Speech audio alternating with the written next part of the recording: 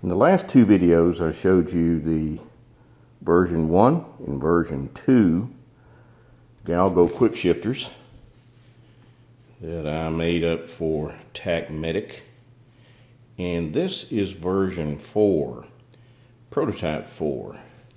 Notice that there's prototype 3 is missing, and it's missing because this one kind of originated right in the middle of my manufacturing prototype 3, and it is so far superior that I just gave up on 3 and jumped right into this one.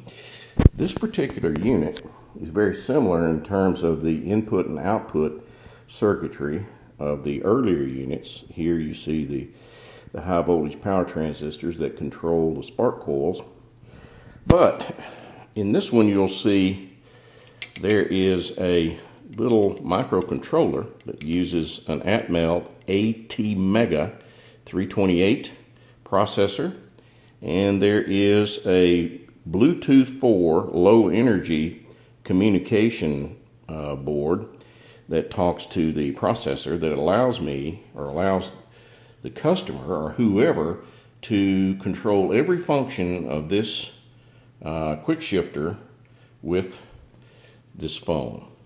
And let's do a little quick demonstration. Let's go ahead and hook up the battery.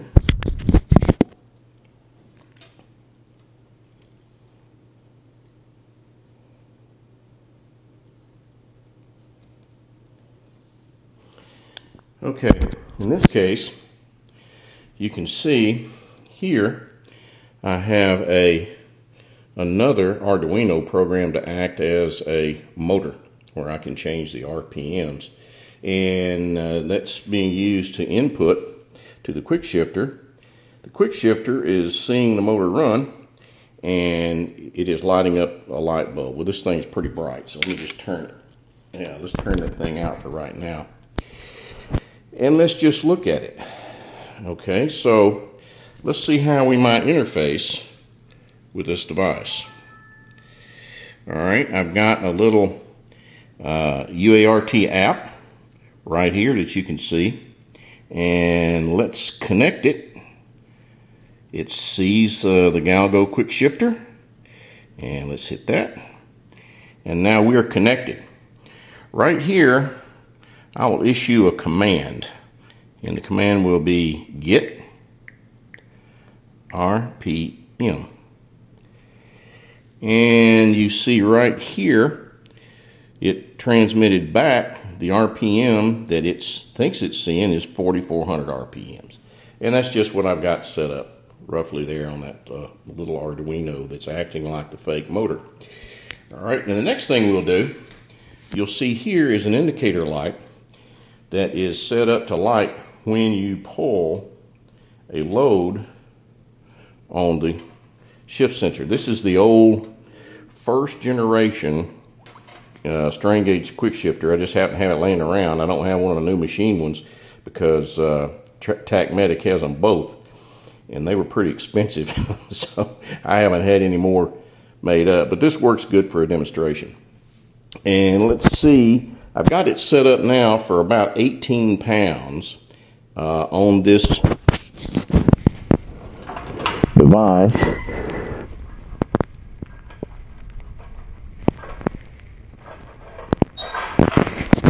And you could see this little light. Let me put this thing back here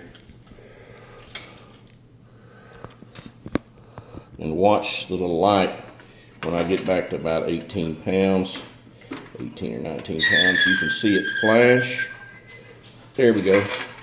And what that does is it sets the delay for the quick shifter. Now let's watch what happens if we actually had the spark coils working. All right, now I've got this little light bulb acting like a spark coil, and it's not on continuously. It's being pulsed at the RPM rate of the engine, just like a spark coil would be pulsed. Now let's watch what happens to it when we actuate the shift. if you saw it flashed because there's a 75 millisecond pulse delay set up in this thing.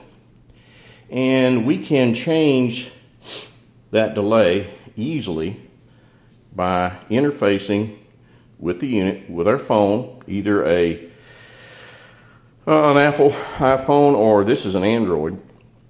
I don't have the fancy interface yet. You can only use the UART interface, but the fancy interface in faceplates is coming. And the features of this particular unit is that you can, with your phone, program the kill level, or the actual preload pressure, from your shifter. You can set the shifter to be a push or pull shifter, either one, from your phone. Never have to touch the inside of the unit.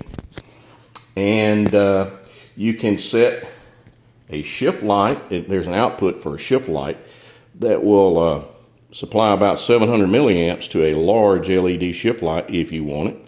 That's fully settable and adjustable from this. You can also set a low RPM cutout, which right now I've got set for 2,000 RPMs from your phone, so that it deactivates the quick shifter function below a certain RPM that you can select. So really the sky's the limit on just about whatever a rider or customer could want.